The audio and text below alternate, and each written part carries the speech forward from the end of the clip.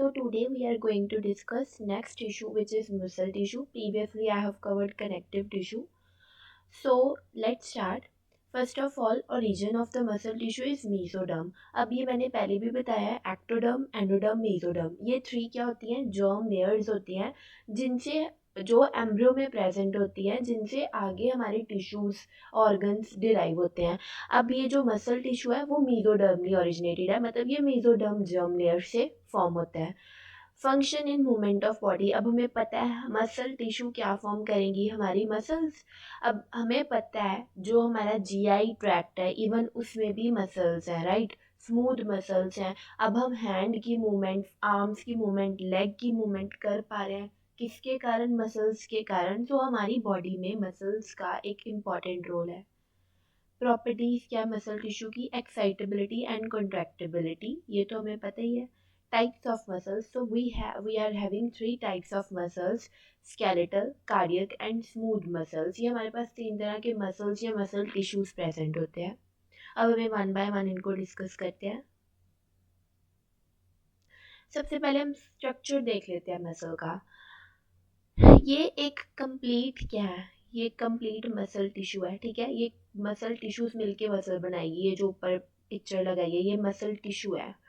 Each muscle is made up of many long cylindrical fibers arranged in a parallel arrays. These fibers are composed numerous fine fibrils called myofibrils. अब यहाँ confuse नहीं होना. ये मैंने क्या क्या है कि ये एक मसल टिश्यू है. पहली लाइन उन्होंने कही है कि each muscle is made up of many long cylindrical fibres. यहाँ पर मसल टिश्यू आएगा कि हर एक muscle tissue long cylindrical fibres का बना हुआ है. ये देखो, ये एक लॉन्ग सिलेंड्रिकल फाइबर है, ये दूसरा फाइबर है, ये तीसरा फाइबर है, ये पैरेलली अरेंज्ड है. और ये फाइबर सब किससे बने हैं, ये फाइबर्स फाइन फिब्रिल से बने हैं, जिनको हम कहते हैं मायोफिब्रिल्स. अब तुम सुनो, मसल्स हमारे पास मसल टिश्यूज की बनी है. टिश्यूज ये लॉन्ग सिलेंड्रिकल फाइबर्स के बने हैं, और ये फाइबर्स मायोफिब्रिल्स के बने हैं. इतना क्लियर है.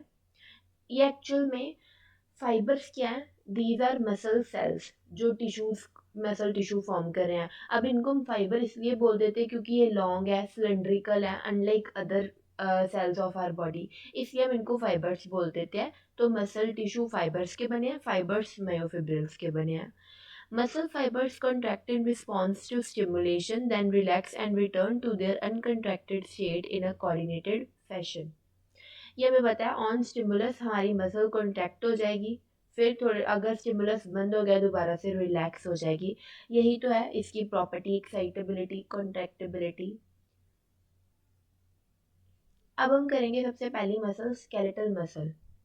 अब नाम से क्लियर है, स्केलेटल मसल्स कौन सी होंगी, which are attached to the skeletal bones. जैसे हमारे ये फोरसेप्स वाली मसल्स, ये हमारे पास बोन्स के अटैच है, इसलिए हम इनको क्या कह रहे हैं, skeletal muscle. In a typical muscle such as biceps, striated or stripped skeletal muscle fibers are bundled together in a parallel fashion. अब वो कह रहे हैं कि हमारे पास जो स्केलेटल मसल्स होती है ना, वो स्ट्राइएटेड होती हैं, और ये जो स्ट्राइएशंस होती हैं ये पैरेलल अरेंज होती हैं. ये मैं आगे बताती हूँ कैसे. Connective tissue encloses muscle fibres. अब ये याद रख लेना, हमने कहा कि टिश्यू फाइबर्स का बना है, वो फाइबर्स एक दूसरे के साथ अटैच्ड इनक्लोज्ड कैसे हैं, कनेक्टिव टिश्यू उनको इकट्ठे जोड़ कर रख रहा है.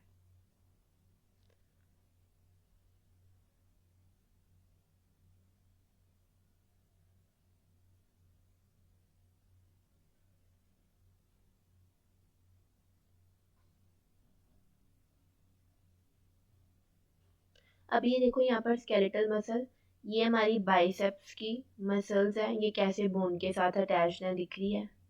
ये क्या लिखा है, एड इन वॉलंटरी मूवमेंट. ये तो क्लियर है, स्केलेटल मसल्स हमारे वॉलंटरी कंट्रोल में ही होती है.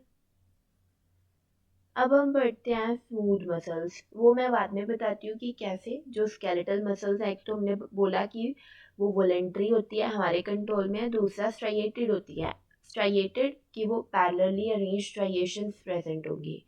अब हम पढ़ रहे हैं smooth muscles. The smooth muscle fibres taper at both ends and do not show striations. अब सुन लो, जो स्मूथ मसल के फाइबर्स होते हैं या सेल्स होते हैं वो टेपरिंग एंड वाले होते हैं। टेपरिंग मतलब स्पिंडल शेप्ड, आगे से तिरछे। एंड डू नॉट, अब इनमें स्ट्राइएशंस बेसिकली होती क्या है, लाइट और डार्क बैंड्स जब पैरेलली अरेंज्ड हो तो उसको कहते हैं स्ट्राइएशंस प्रेजेंट है। जब हमें डार्क बैंड है, उसके साथ वाइट बैंड है, फिर डार्क है, फिर वाइट है, इसको हम कहते हैं striated. The walls of internal organs such as blood vessels, stomach and intestine contains this type of muscle tissue. अब हमारे पास skeletal muscles bone के साथ attached थी, smooth muscles हमारे GI tract में, blood vessels में, वहाँ वहाँ हमारे पास smooth muscles present होती हैं और ये involuntary होती हैं।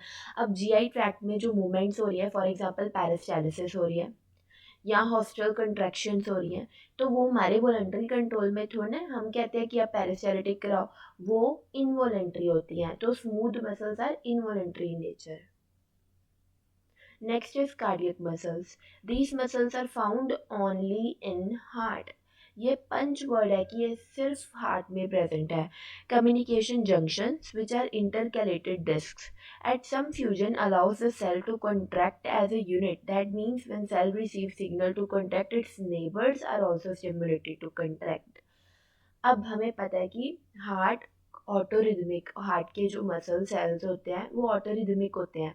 अगर एक सेल ने सिग्नल इनिशिएट किया कॉन्ट्रैक्शन का, तो ऐसा थोड़ा है कि बाकी सेल्स अगर नहीं कर कर रहे तो वो कंट्रैक्ट ही नहीं होंगे।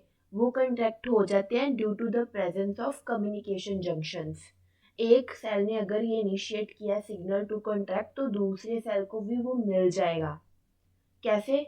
Due to the presence of intercalated disc और कम्युनिकेशन जंक्शंस। तो ये याद रखना है, कार्डियक मसल फाइबर्स के बीच में कम्युनिकेशन जंक्शंस प्रेजेंट होते हैं। इसलिए तो हमारा जो हार्ट के सेल्स है वो पूरा कंडक्शन सिस्टम चलाते हैं, एक से दूसरे, दूसरे तीसरे सेल के पास सिग्नल जाते ही रहता है कंडक्शन का। क्यों? क्योंकि सेल्स के पास communication junctions in the form of intercalated disc present है।